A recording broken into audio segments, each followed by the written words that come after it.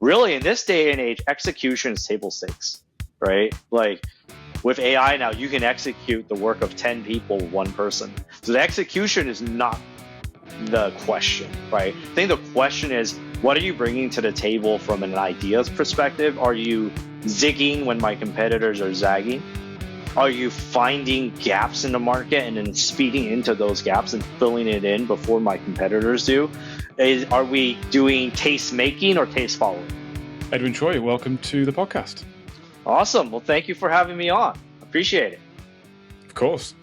So you're the founder of a digital marketing agency in California called Jet Fuel Agency. You guys specialize in paid search and paid social. And we're going to go in deep on a couple of paid social subjects, which I'm very excited for. The first is creative fatigue, so how you think about and tackle that. And the second is Meta's new Andromeda, the algorithmic update that rolled out, I think, fully by the end of last year. So very excited to get into those two things. But before we do, maybe tell us a little bit about Jet Fuel Agency and the work you guys do. Yeah, absolutely. So Jet Fuel Agency was really the brainchild of me being on the other side of the table, right? So prior to starting the agency, I was a VP of marketing at a rapidly growing direct-to-consumer brand. We're scaling from 5 million to 30 million in 4 years in terms of top-line revenue.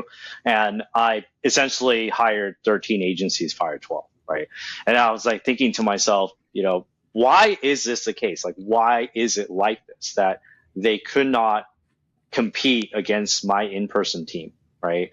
So I took all of those learnings and essentially created just a personification of myself, right? The agency is just a vehicle of what I like to do. I just love to do marketing. I like to sell stuff online, right? And that has gone all the way back to when I was a kid, and I had to have a sit down with the school principal because they said, you can't be selling products at the schoolyard. That is not allowed, right? But the concept of buying something for $1 and selling it for $5 resonated with me ever since I was a kid. So 2017 started Jet Fuel Agency, and it is a playground for me, right? I like to work with smart people, work with smart clients. We're testing things, breaking things. And in doing so, we're going after growth. Right, grow for ourselves and grow for our clients, and that's really where we came, into existence. Nice, that's awesome. Hiring 13 agencies, firing 12. The agency person inside me shook a little bit at that one. Yeah, but it's interesting to obviously speak to someone like yourself who has spent time on both sides. And hearing you having that frustration around what you weren't getting from an agency, and then you kind of built yourself at your own agency. I'd love to just double tap on that a little bit and maybe go into some of the things you focused on when building your agency that you felt were missing from when you were on the other side. Yeah, absolutely. I think the first thing that really troubled me when I was managing agencies was I don't really need to hear about what you did. What I need to hear is, what did you learn about our business and our customers? What would make our customers happier so we can get more customers, and what the next moves are, right? And that roadmap was never very clear to me, right? It was a lot of saying, I'm making this up, right? But let's say I've done 50 bid adjustments. So, okay, well, what did you learn from it? What was the before results? What was the after? Why did it happen this way? What are we going to do next to really capitalize on this? And how does that translate to me hitting my next milestone, right? Because I'm responsible for revenue growth. So if I want to grow another 20% this year, how does that marry up, right? And that disconnect was always there. I think that's number one. Then second thing is just it's not enough to have a lot of strong marketing know-how, but it's also having a lot of business know-how. Like, are you strategic enough to drive forward things outside of the channels that are in your space, right? Because your channel could look like it's doing well, but if it's not meaningfully contributing to my revenue or my margins, right, then I'm going to be asking the hard questions, which, I probably wasn't the favorite client of most of the agencies, but I would be asking the hard questions as to, how does this fit into the whole ecosystem, and what are we missing here, right?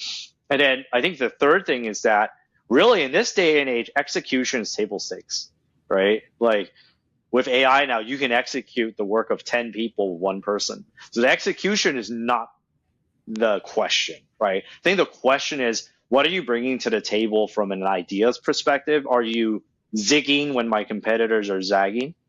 Are you finding gaps in the market and then speeding into those gaps and filling it in before my competitors do? Are we doing taste making or taste following when it comes down to the ads and the strategies, right? I think all of those are really critical, right? So yeah, in a nutshell, I think those three things was what I wanted to challenge myself to do those things and see if it was possible. Yeah, that makes a lot of sense. I think the main thing I take from that is that everything needs to be as much as possible focused on business outcomes. So the things you're spending time on talking about, it needs to be very business outcome focused. It can't be like, as you pointed out, we took these actions. It's like, well, what was the result off the back of those actions? Talk to me about that and how that's moving our business forward. That makes total sense. And your point on execution, it feels like that within an agency has been a slow building pressure over time, just given like in the platforms, a lot of automation taking place. And so the expectation that it isn't just about hands-on keyboard execution. AI over the last couple of years obviously accelerate that massively. And I think your just note there on like table stakes, execution being table stakes is really interesting. We talked just a little bit before you came on about kind of how you do execution and some of the AI tools you're thinking about and developing. Tell us a little bit about how your agency approaches that. Yeah, so we have, I would say, 3 buckets of tools, right, that we're building now, and all of them are in various stages. Some are in infancy, and some of them at least are good enough for us to use internally, right? So I think the first bucket is how can you get a lot of consumer research done very quickly, right? So let's say, Matt, you started a brand, and for all intents and purposes, let's say it is a performance hat brand. I just made that up, right? So if you're starting a performance hat brand, I want to get into the brains of everyone who would be interested in this product, right? So before AI, what I would do is I would go do some keyword research. I would go look at reviews of competitors, look at all their 1 stars, look at all their 5 stars. I would do a content analysis. I would see all of the meta ads that your competitors are running. And I'll go in and I'll figure out, okay, well, they're talking about the fit, but they're not talking about how waterproof they are, right? And then I'll kind of put all that stuff down. So then when we do this together as a team, we have a pretty darn good approach. Like when we start the marketing portion of who the customer looks like, what do they like, and what do they don't like when they're shopping for a product in this vertical, right? I want all of that to be done in 5 seconds now, right? So I want the team to be able to say, hey, I'm onboarding Matt's brand new brand. Here's a vertical, performance hats. They press a button and it does all of that. It scrapes the Amazon reviews. It goes on Reddit.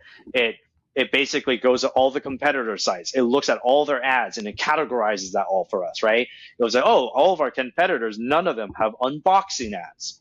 So that's the content gap that we can hop into. Or out of all of our competitors, none of them are selling performance hats for children, right? Like, so maybe that's a gap that we can slide into. But it looks like there's some demand for that based on Reddit threads, right?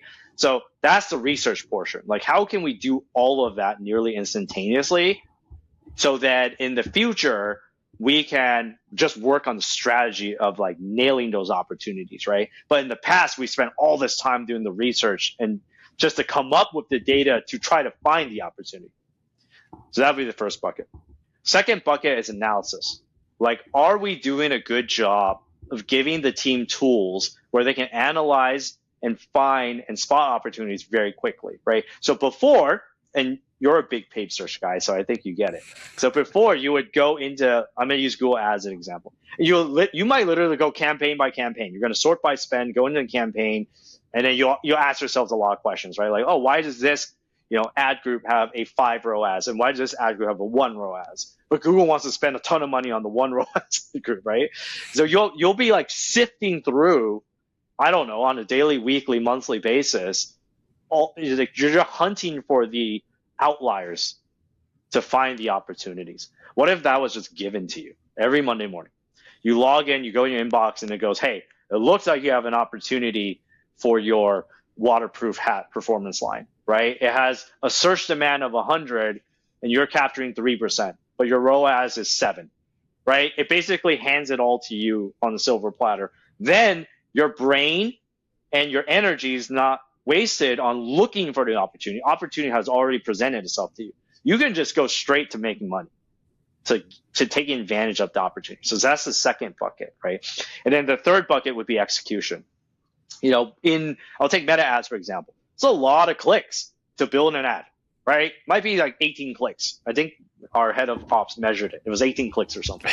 So how can you get that down to 3 clicks? And if you can get it down to 3 clicks, instead of building one ad, how about I give you a folder with 63 images and you make 63 ads with 1 click, right? And then the tool that we built, what if you accidentally put the wrong UTM parameters? It scans it every day, and then if you have the wrong one, it tells you on Slack. It tells you publicly, so everyone knows how many wrong UTMs we have per client, right? Like on an hourly basis. And lo and behold, if you have systems like that in place, that your error rate goes down, and like, hey, I don't want I want your UTMs to be 100% right, but I don't really want you spending a lot of mental energy on that. I want you spending mental energy on capturing demand and making the most of demand. So yeah, hopefully that makes sense. Yeah, it totally does. We're going down a bit of a rabbit hole here, but I am interested to know, so based on what you've just described there and the kind of technology and AI and tools you're building and giving your teams, when you're recruiting people, who do you recruit? What's the skill set? That's a great question. So there's like actually 2 pieces to this, okay? The first one is that we look for what's called strong mental agency, okay? Strong mental agency means, and I'm going to date myself, okay? So I know what a VCR is. And not only do I know what a VCR is, I know how to program one. Right? Oh, wow. So my parents, my uncles, whatever, if they needed anything to do with VCRs, I was a go-to nephew or whatever to do it. And why did I know how to do it? Well, I didn't read the instruction manual, but I went down on the floor and pressed all the buttons until I figured out what each button did. And then for that particular make and model VCR, I was able to figure out how to program that VCR. Okay. So I don't know what to call it. I guess I just call it mental agency, but basically you just have the ability to go in, look at things and just keep going independently on your own until you figure it out. Right. So I asked a lot of questions around what was the last hobby you picked up and that you knew nothing about. Okay. Let's say you learned to play the guitar. And let's say I'm going to ask a lot of questions. I'm like, how did you learn to play guitar? Did you hire a tutor? Did you go on YouTube? Did you download, sheet music and you practice with your fingers? Did you draw diagrams? Did you ask ChatGPT? I'm looking for people who they basically do all of the above, right? They kind of go in and do it on their own accord. What I'm not looking for is like, oh, I hired this tutor. He came over once a week. And then I didn't really practice, and then I got bored of it, so I let go of the tutor. That's not what I'm looking for, right? Because in this day and age, again, we talked about execution. The execution is already done. So what you need to do is have the agency to go down these rabbit holes, are individual to each client, and hunt out and sniff out revenue opportunities, because that is what's going to separate us from just execution only, right? I think that's number one. Number 2, I think what's really interesting is that, we make these mini assignments. Okay, they're designed to take 30 minutes or less. They're on fake clients, fake data, so it's not like real work, right? But we'd essentially have them do this mini assignment and present it to us, and it's usually a fairly open-ended question. So I'll give you one very real example. Our favorite mini assignment right now is I am starting a new smart mattress brand, and it's called Sleep Better. And I want you to outline in 30 minutes or less how you would launch a meta ad campaign, assuming that I gave you $50,000. That's all I'll say. Okay. And then you build it 3-slide max. I don't want like a 50-slide PowerPoint deck. 3-slide max, and you present it to us. That's assignment A. Assignment B, we ran that same thing, that same prompt through Claude. Okay, through Claude, and they came out with a 3-slide deck. if your 3-slide deck is better than Claude's, you're probably going to get hired. But if it is the same or worse than Claude, you're probably not going to get hired, because Claude could do the work already. So yeah, that's how we have modified our hiring process. Very interesting. Yeah, and it makes a lot of sense. That first one, yeah, I can totally see how that skill is the value. That's the valuable skill you're looking for, and feels like it probably stands the test of time fairly well for where we're going. The second one, I'm now worried if I would be able to put something together better than Claude, or if Claude would beat me. I don't think we need to find that out. So I won't. It's improving every day too. Yeah. Okay, awesome. Thank you for indulging me on that little rabbit hole. Let's chat about creative fatigue. That was kind of the main subject, or one of the main subjects we had. Yeah. Let's start off at a very sort of high level. What is creative fatigue? Let's start there. Yeah, absolutely. So I'll kind of go from a very high level. Meta, in all ad platforms really, their most important metric that they care about is the amount of people using their app or service and how much time they spend on that app or service, right? So if on average you have people spending 40 minutes and that's going up, that's really good for Meta or TikTok or whatnot, right? So one of the big levers that they do to make sure that happens is they don't want people to be very tired of the ads that they see. So if you see a very poor ad and you really don't like it because it stinks, you're going to spend less time on the platform. On the same vein, if you're seeing the same ad and you're seeing it 89 times every time you open the app, you're going to get tired of the app. You're going to get tired of the ad. So creative fatigue is their measurement to make sure that A, is the ad engaging enough and personalized enough where it doesn't tick off the end user, and 2, are you showing it the right amount of times, right? So from us on the other side of the table, because we are the advertisers, we have to think about these things and consider them, because your performance will be punished if you violate these principles, right? So if your frequency, which is how many times a user sees an ad on average, if it goes from 1 to 7 for your campaign, meaning all of your target users have seen the ad an average of 7 times, that is a bad thing, right? And Meta will punish you with more expensive traffic and more restricted impression delivery in order to balance that out, so those users will see ads from other advertisers. So that is the concept of creative fatigue. So you need to ship enough ads where people don't get tired of seeing the same ads over and over, but also those ads need to be good. They have to be interesting. They need to have a reason to exist in someone's feed. So hopefully that answers that question. It does, yeah. I don't know if this would be one way to break down the sort of things you said there, but you mentioned how it seems like there's almost like one barrier to get over first, which is this ad good for anybody? And that's one hurdle. And then after that, it's, okay, has this ad now been shown to the right number of people, or are we sort of hitting a point where, as you mentioned, we're hitting people too many times with the same ad? If that's correct, is it fair to assume that the first hurdle is going to be fairly apparent pretty quickly with an ad if you've got over the first one? Because if it's a terrible ad, it doesn't matter about frequency. It's going to die straight. It's not going to work straight away. If it is a good ad, the next hurdle is a little bit further along, and probably something you more actively measure, because you're probably not putting out too many terrible ads. Is that fair summary?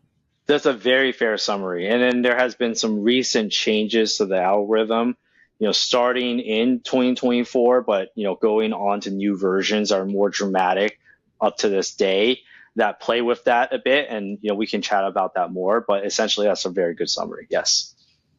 Got it. So then how do you measure that? Yeah, so the answer is actually quite nuanced, right? Because we look at ads almost like a portfolio, like a stock portfolio. So you have like a basket of ticker symbols all doing a certain job, right? So you have your baseline way of measuring it, which is things like frequency, okay? Then you have performance, and performance has a trend or a slope, right? So if your click-through rate or your video view percentage starts off really high, as that ad fatigues, they will start to drop. So maybe you'll have a 5% starting click-through rate, and all of a sudden you drop down to 1. You'll see that slope go down, and it is because of increasing fatigue, right? So that's the second way to measure it. Now, on top of that, what we realized as we thought about this quite deeply is that there's actually a lot more aspects to that on top of that, because those are like the most basic principles. But there's things called ad concentration risk. So if you have one ad driving 93% of your revenue, and then you have 40 ads driving the other 7%, then you have ad concentration risk. You're in trouble. Even if your ad account looks very healthy, that ad will fatigue eventually, which means that you really need to drive that concentration down systematically over time. Do your ads live for a long time? It's very different for one account if the ads live for 4 days, and in another account, the ads are so good, they live for 40 days. The creative demands on the account that has ads that live for a long time are much less and much less stressful than for the first account. Because for the first account, they didn't quite nail the creative messaging and targeting for it to last long enough. So they have to keep churning through ads every 4 days, right? And then the other question is, how many ads are winning and how many ads are losing? So we call that the win rate and the lose rate. So if you have an account where the win rate is 5%, you have another account where the win rate is 25%. The one that's winning at 25% will need less ads over time, right? And maybe you can control that, maybe you can't. But those are all things that when you put it all together holistically, you can start to work backwards with some algebra and figure out how many ads you need per month for that account based on how many dollars you're spending. Okay. Can you elaborate on that a little bit further? Yeah. So I think, obviously speaking from a media buyer background, which I've been doing since 2009, which is crazy to say out loud, we always plan budgets, right? Like you and I, we sit down, okay, 2026, January 1st, let's plan out the budgets, right? In January, I'm going to spend $100,000. February, I'm going to spend $50,000, et cetera, et cetera. But what we don't do, but I think more agencies and buyers are doing now, is that we don't sit down and say, do we need to plan out the creatives that marry to that budget? So if you are going to spend $100,000, how many ads do you tell your team to create? What you don't want happening is your ads are fatiguing and you go to your design team and you essentially say, please help me. I am in dire straits. My account is dying and fatiguing. And the design team is going to go, well, how many ads do you need? And why'd you tell us so late? Because now it sounds urgent. And it's going to take us 5 to 7 days to create them because, of course, it goes through a process and all that good stuff. But what you want to happen instead is based on your year budget, your yearly budget's broken down into monthly budgets. And based on things like your lifetime, your decay rate, your win percentage, you come up with a scientific way or as close to science as possible where you already know your demands for the whole year. Where I can go, hey, go to head of design. And January, I need 63 ads. February, I need 24. March, I need 19. April, I need 43. May, we have a big Memorial Day sale. I need 82. And you say that with some degree of certainty because you have all this data that shows how long the ads live, what percentage do they win, and accounts for some of the ebbs and flows. That's much more prescriptive, right? Now you're getting ahead of the curve. And yes, there will be times where I'm guilty of going to the team and saying, hey, I tried my best, but I still need 20 ads by tomorrow. But that has been reduced dramatically, right? Because you're getting ahead of anticipated demand and you have the data to back it up, right? Because I don't want to tell my team I need 100 ads a month when I can get away with 30, because their time could be better spent, somewhere else on another account or another project, right? So that is the creative demand gap that we want to close. Like we want to make sure that we have enough ads in hand where we can deliver more ad impression performance when we need it, right? It's almost like a grocery store. Something's selling out on the shelf. In the back, you want to make sure you have enough inventory put back on the shelf. Yep, makes a lot of sense. I think there's a lot of people managing Meta accounts right now that really wish they worked that way and that they had that planned out based on as you say, the historical. I guess as you're asking for those ads, within that, you're always trying to improve those ads so that your decay rate and that your concentration risk is improved. But let's say you've got a very mature account, and so you've got plenty of data. The decay rate doesn't look terrible. The concentration risk isn't terrible. How do you look at that and say, I mean, if you can, how do you look at that and say, okay, there's actually this much headroom to improve these figures further? Like how do you benchmark that? Yeah. So, I think what we look at is we look at how does it do against other accounts that we manage in a similar vertical, like similar AOV, similar vertical as A. And then B is, obviously we look at things like ROAS, right? But on top of that, we look at ROAS per persona. Because right now, Meta doesn't have great visibility into knowing who you are, right? So prior to, Apple released something called iOS 14, right? And with that version of software, it essentially went out to all non-Apple ad networks and it cut their data pipes, right? So it was really hard for Meta to figure out who was a 36-year-old male CrossFit fan versus a 49-year-old female yoga mom, right? Again, totally making those up, right? But in its infinite wisdom, Meta decided to use AI and leading indicators to figure out if you react to certain ads, it has a reasonable chance of figuring out who you are, even without the data. So if you have that, as basically a core pillar of how Meta determines how to deliver ads, then us as marketers, we need to not think about targeting at the audience level. We think about targeting at the creative level, right? So if I know that my brand has 3 personas, and again, making this up, 36-year-old male, 49-year-old female mom, and let's say 25-year-old busy young professional, do I have 3 sets of creatives that speak to those 3 personas? And am I dedicating enough spend, time, and attention toward all 3? Right? And I think that's a way to kind of keep pushing the account forward, because ideally, all of our target customers, you want personalized messaging to each of them, and you want great performance out of the ads to each of them as well. That would be the next level. Yeah.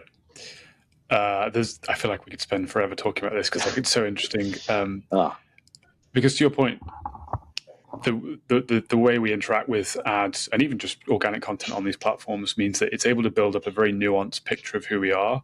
Like it might not know that I'm a 37-year-old guy, but like it knows that I'm looking for, I don't know, a new cardigan, ideally cream, right, from these brands. Like, and it knows that because I've like dwelled on one image slightly longer than a different image.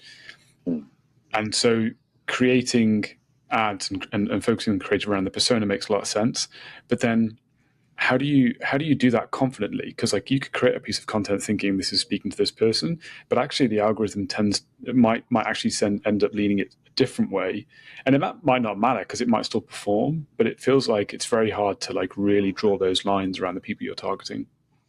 Yeah, we asked ourselves that question extensively over the last couple of years, and we have a pretty unsophisticated answer, right? So our answer is we need to first make sure that we build enough ads, like bottom stop, right? Like who cares if the ad is right or not, or good enough or not, if you're not even achieving the volume needed, right? So you'll be surprised at 70% of the battle is just checking that off. So let's say you check that off. Okay, let's say you check that off. Now, the other aspect of it is, do you have enough diversity in the formats and how the ads look to get to that next checkbox, right? Because I think it wouldn't matter if you create 7, like let's say you need 70 ads a month, but all 70 ads look the same. Meta will count that as one ad. It's not 70 ads, right? Even if they have variants, right? But if they're all essentially saying the same thing, then Meta will consider that one ad. They actually read and scan the ad or the video before it even goes out to auction. So it knows what the ad is. So if it's too similar, then it will consolidate and be like, yeah, that's one ad. I don't care if it's Matt saying the message or Edwin saying the message. If they're saying the same message, it's the same ad, right? So you need to get that part down. You need at least a minimum amount of diversity in both formats, how it's delivered, and what's being said. Then once you get past that part, then we can talk about what you're talking about, which is we can categorize everything by what we call hooks And at the end of the day, the emotion, right? Because really the most successful brands are not selling products, they're selling emotion. They're selling hope. They're selling a problem solver. They're selling aspiration. They're selling pain avoidance. Like those are all things that make us remember an ad, right? Like I might not remember what an ad said exactly, but I certainly remember how an ad made me feel. So if an ad makes me feel excited and hopeful for the future, that's an ad that I don't mind looking at, right? And if you kind of categorize all your ads by that, like you'll be surprised that, we have a lot of food and beverage brands. You'll be surprised at how many of our ads win on texture. Like protein bars, a lot of them taste like chalk, right? A lot of them have the texture of chalk or concrete. So if you know that about a customer, you know that all the one-star reviews for your competitors complain about that, and all of a sudden you have a very close-up shot, your protein bar being slowly broken in half, and it looks gooey and scrumptious and desirable, then that is something a customer would really react to, and that ad could live for a very long time. Right. So that would be the final stage, right? But that stage doesn't even matter if you're not even building enough ads and the account is just getting tired from the get-go. Yeah.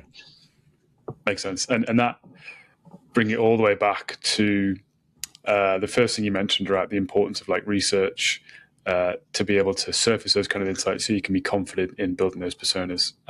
Makes a ton of sense. And I guess we've started talking about Andromeda, which is that update that was fully rolled out by the end of last year, which, as you say, is the meta system looking at ads and videos and sort of categorizing them, labeling before they even go out.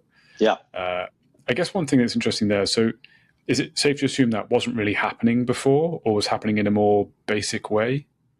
Yeah. Let me try to word it in a way that makes a lot of sense, right? So before, what was happening was the ad would go out to the auction, and then Meta would let the results of the ad determine what happens, right?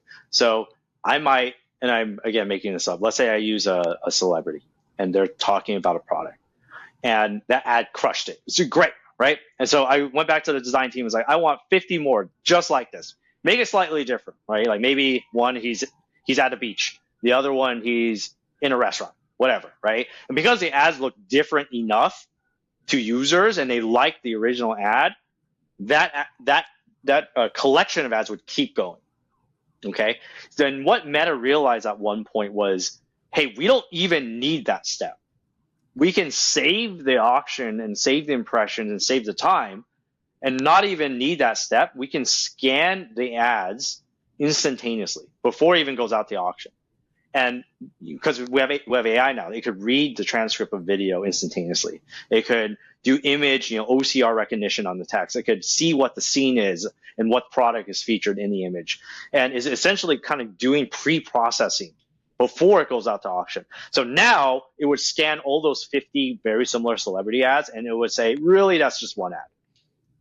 And even if you launch 50 of them, we're going to count as one ad. So it will fatigue 50 times faster if you try to launch all 50 at once, because we're going to aggregate and group that all together. Because I guess what they determined on their end was people didn't want similar ads, even if they look slightly different, right? So the problem is now that happens before it even goes out to auction.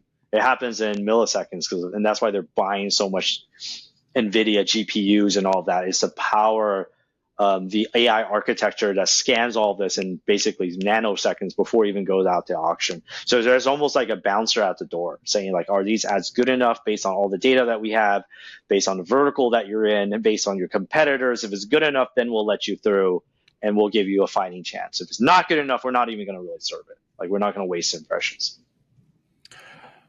And so is there a flag in the system that basically says either this is the same as everything else or this isn't good enough?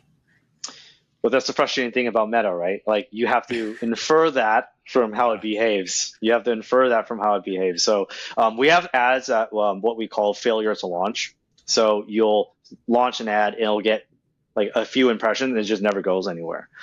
So there's two reasons for that. One is that Meta already determined that it hates that ad, that it looks too similar to other ads in your space that also stink. So it has failure to launch. So second is, you launched it in a ad set that has too many other priorities that are trying to serve impressions. Like, if you only had 1,000 impressions to serve, you have 15 ads in that ad set, and three ads are already taking a majority of those impressions. It just never got a chance to get tested, right? So then you probably have to move it somewhere else or do something different in order for it to get some impressions, get tested, right? So you have to infer those things from the data it gives you. I wish Meta told you, hey, it's not good enough, try again. But no, they make you guess. Yeah. Well, as a Google guy, I can tell you that I feel Google's generally pretty good at telling you what a terrible ad looks like, or what a terrible ad is. So hopefully it's coming in the Meta platform. With the minute or two we have left, last question for you. How do you, so you talked a lot about ensuring there's creative diversity and avoiding similarity. How do you ensure that? Like, how do you ensure, how do you look at an ad and just decide this is different enough? Like, how do you draw those lines? Yeah, that's a good question. So we've actually built a tool that tells you what the gap is between your creative demand, what the fatigue rate is, and also how to analyze those ads, right? So basically, and I can share my screen real quick once I figure out how to do it. Just let me know if this comes through. So this is a client that will not be named, but basically we have a list of all of the KPIs that we chatted about, right? And this account is going through heavy scaling, so there's a lot of restructuring going on. But you can see already it has a gap with this new spend in the amount of ads that it needs, right? 138. And then you can see already, is there a gap in what you said? Are things diverse enough? I definitely don't think they are. Right? Like I need to make sure that we have some more carousels so it's more evened out. And I need to make sure what these unknowns are, right? So this is version 1 of the tool. But what version 2 would have is this would get much more prescriptive. It will say, is this an influencer video? Is this a founder video? Is this an unboxing video? Is this a product focus video? Is this a before and after? So we're building the version 2 of the tool that would kind of spell all that out for you, right? Because as a customer goes through the decision-making process, they want to be able to see your entire storyline. Like, how was the brand started? Why did you exist? What type of products do you have? What problems do those products solve? What does it look like when it gets shipped to my house? We want creative for all of that, right? So that's the next step, is to get a lot more prescriptive there. And it also measures how long it takes for an ad to learn. When do you kind of break even on ad? When do they tend to stabilize? What's your spend concentration? What's your frequency over time? How did your ROAS change over time? Where did the ad come from? So that is our attempt at answering that question. And then the next phase of it is, because very similar to Meta, we're going to be able to distill, if this is an unboxing ad, what is being said in it? Are you talking about the label? Are you talking about the benefits? Are you talking about problem and problem solving, right? Like, oh, I have pain, this solves pain, right? So is that something that we have enough messaging for, right? Or is it about convenience? So that's the next phase. But right now what we have internally is just very simple. It's an Excel checklist. Like, do I at least have one of each type of ad for every piece of the funnel, right? From I don't know about the brand to I want to find out what categories they sell to do they have my favorite flavor in stock, right? So hopefully that answers your question. Definitely did. Yeah, it seems it's a very data-backed way of looking at it. So it makes a ton of sense. Really useful. I'm going to attempt to summarize, but we covered so many interesting things. I may be at risk of missing something, but the interesting thing, so execution, table stakes, and if we think about the things that should be automated, research, not discounting the importance of research, it's still very important, and we'll loop back into the approach to creative and personas as part of like the Andromeda update.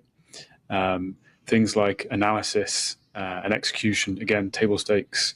The people who are really good at agencies in the future-proofing skills, is that mental agency, being able to like proactively solve problems. I thought it was a really interesting point. And then creative fatigue. I liked the concentration risk. I like that as a metric, as well as like the decay rates, and being able to take those historical numbers and then use that to back into what my budget should be. Or sorry, not what my budget should be, but like how many ads should I have with this budget? I really like that. And then Andromeda, super interesting to hear how that's developed. And how marketers need to be aware of how that system is now interpreting content and what that means from a content, I guess, diversity, volume point of view. So yeah, super interesting. Hopefully I didn't miss anything there. That was all. I think you nailed it. You did a great job. Okay. Awesome. I was listening. This is great, Edwin. Thanks for coming on. Really appreciate it. Yeah, for sure. Thanks for having me on. It was a fun conversation.